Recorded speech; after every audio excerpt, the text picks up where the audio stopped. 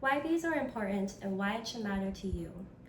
Good afternoon, my name is Michaela Navarro. I will be talking to the class about something that affects us all, whether we know it or not. The bee effect.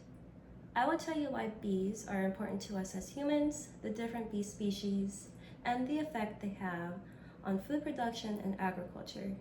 I have here with me two audience members. Will you please introduce yourselves? Hi, my name is Hernan Huerta. Hello, my name is Nixa Santiano. Thank you. Now, I want you to imagine a world without color and flavor.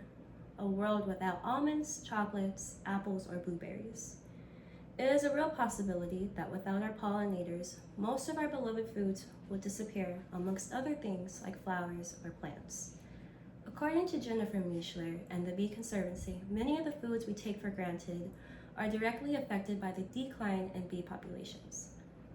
Their articles highlight just how much of our global food supply relies on the tiny but mighty bee. So why exactly does this matter? Among the 20,000 known different species on Earth, only about 8% of species are responsible for pollinating majority of the world's flowering plants.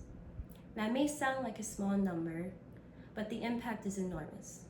In fact, about 1/3 of all food crops, especially fruits and vegetables, depend on pollination.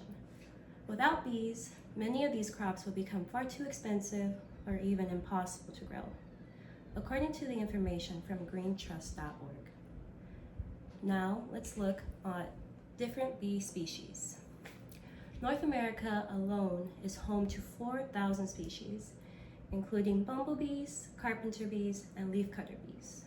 Each of these species play a unique role in maintaining the balance of our ecosystem. Of course, the most well-known species is the honeybee, famous not only for producing honey and beeswax, but also for the contribution to pollination. The Bee Conservancy website explains that honeybees are responsible for helping pollinate thousands of different plants species, many of which are essential to both human diets and the environment. So now that we understand how important bees are, let's talk about what we can do to help them. The good news is that there are many simple steps individuals can take, many of them right in their own backyard. According to the Bee Conservancy, one way to support bees is to plant native bee-friendly flowers and trees, which provide natural habitats and food sources for local bee populations. Another major step is to avoid or reduce the use of pesticides, as these chemicals can be incredibly harmful to bees. And for those looking to make a lifestyle change, even reducing honey consumption can contribute to less strain on commercial bee colonies. In conclusion, bee populations are facing a variety of threats, from habitat loss and pesticide exposure to climate change and disease. Some species are already on the brink of extinction.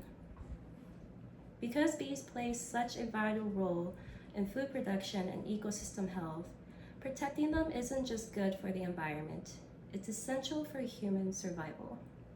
By understanding the challenges that bees face and taking action, we can make a difference. Every flower planted, every pesticide avoided, and every awareness effort counts. Thank you so much for your time. I truly hope this talk has helped you see bees in a new light. I will now open the floor to any questions or thoughts you may have. What else affects the population of bees? That would be climate change, pesticides, and industrial agriculture. Yes. What is the economic impact of bees? Bees account for $1.8 billion worth of crop revenue, but this doesn't account for the honey and wax profit, so it's even higher. Wow. Thank you so much.